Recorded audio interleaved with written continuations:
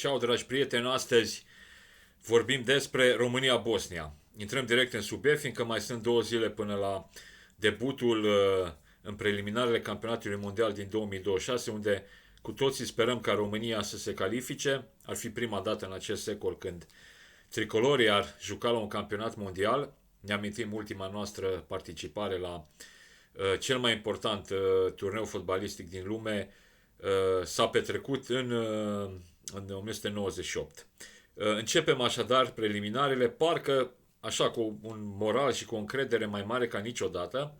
Tot ce s-a întâmplat în ultimul an, adică în 2024, a crescut foarte mult încrederea oamenilor în echipa națională, participarea foarte bună de la Euro 2024, urmată de câștigarea diviziei C, unei grupe din divizia C a Nations League contra lui Kosovo, contra Lituaniei, contra Ciprului. A fost un parcurs în fanfar pentru naționala noastră.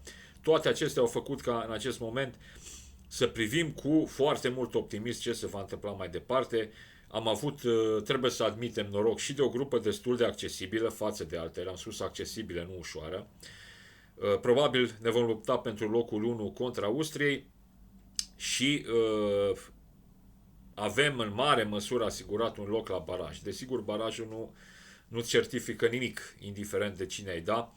Sunt în total 2 meciuri în care se poate întâmpla orice. Am văzut eliminarea din barajul cu Islanda, într-un moment în care toți speram că vom învinge la Reykjavik. Nu se știe niciodată ce se poate întâmpla în astfel de meciuri, însă până acolo să vorbim ca fotbaliștii, ca antrenorii, să luăm fiecare meci în parte și începem vineri cu Bosnia-Herzegovina, așadar acasă. Întrebarea este în ce măsură trebuie să ne fie teamă de acest meci în care și bookmakerii spun că suntem favoriți clar. Trebuie să ne temem de Bosnia-Herzegovina? Aceasta este întrebarea. Eu zic că nu.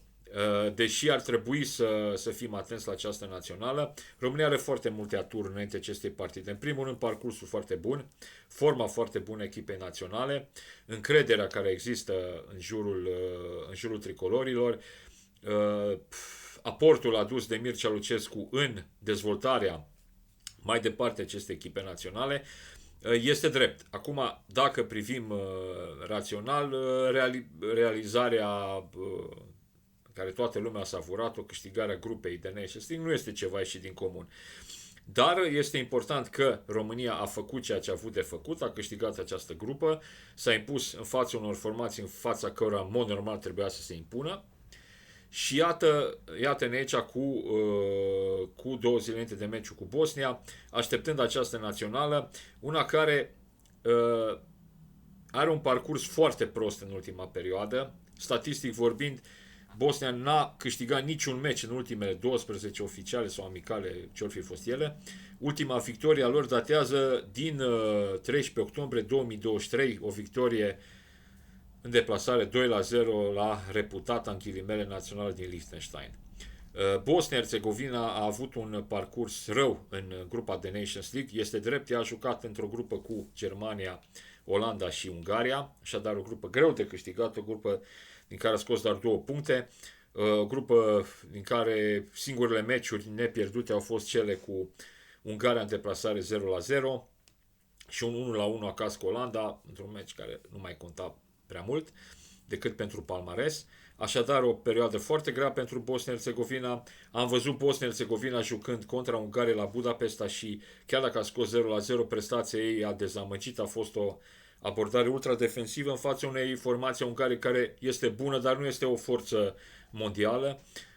De altfel, Ungaria a învins-o în returul de la Zenica cu 2-0 și și-a asigurat Ungaria barajul de rămânere în divizia. Revenind la Bosnia-Herzegovina, Bosnia face parte din fotbalul ex-iugoslav și întotdeauna noi am avut așa o obsesie, un complex, mai mult sau mai puțin justificat în ceea ce privește meciurile cu echipele din acea zonă. Oarecum justificat spun că ultimul meci la mondiale a fost pierdut contra Croației, apoi am pierdut barajul cu Slovenia, la penultimul parcurs de Nations League am avut probleme, am căzut din divizia B, am pierdut cu Muntenegru, chiar și cu Bosnia. Ne-am creat așa o obsesie legată de reprezentativele de acolo, dar din punctul meu de vedere, meciul cu Bosnia nu este unul care nouă trebuie să ne fie teamă. Bosnia-Herzegovina este o națională într-o transformare, sunt foarte mulți jucători tineri.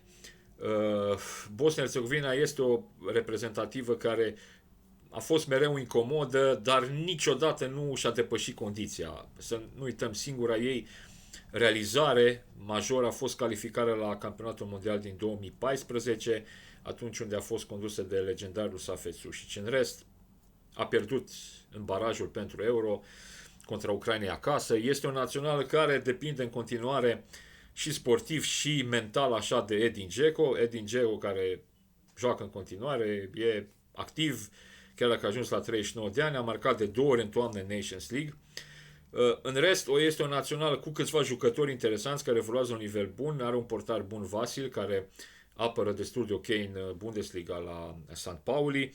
E Kolasinac, care e la Atalanta, este un jucător valoros. E interesant și stoperul Dedić de la Marseille. Grigovic activează la Holstein Kiel. Cea mai mare primejdie din punctul meu de vedere ar putea să vină de la Demirovic. Este atacant la Stuttgart, este un jucător care marchează constant, a marcat în ultimele 2 etape din Bundesliga, în total a marcat de 10 ori pentru Stuttgart în actualul campionat. Așadar, cam acolo ar fi pericolele naționalei Bosniei. Sunt curios ce abordare va avea Bosnia la această partidă. Spuneam, am văzut, a fost mai degrabă defensivă contra Ungariei. E, cum am spus, o națională în transformare. Din punctul meu de vedere, păstrând, cum am spus, aceste puncte forte ale lor, îmi păstrez credința că România se va impune în partida de vineri, fără să fie o partidă ușoară. Să vedem cum va aborda Bosnia acest meci, mai ales că în condițiile în care noi avem reale probleme uneori în desfacerea în apărări supraaglomerate. România, să vorbim și despre ea, este într-un moment bun, a câștigat toate meciurile Nations League, este un vibe așa, să folosesc un termen la modă, un vibe în jurul echipei naționale, de mai bine de un an de când am fost la Euro și ne-am bucurat de realizările României. Avem câțiva jucători în formă bună, Rațiu din punctul meu de vedere este cel mai solid, cel mai constant jucător român la ora actuală. Așadar, avem opțiuni, avem speranțe. Pronosticul meu este că vom trece de Bosnia și că vineri seara ne vom bucura cu toții de o victorie importantă. Să sperăm în ea, eu am încredere, ne vom vedea după meci, fie pe YouTube, fie pe TikTok, unde vă rog să mă urmăriți, Levi Balint. Mă găsiți pe TikTok, acolo probabil voi face un live după meci. Aici dați like și subscribe, ne vedem cât de curând din nou aici pe conferința de presă cu Levente Balint. Ciao tuturor și hai România pentru meciul de vineri!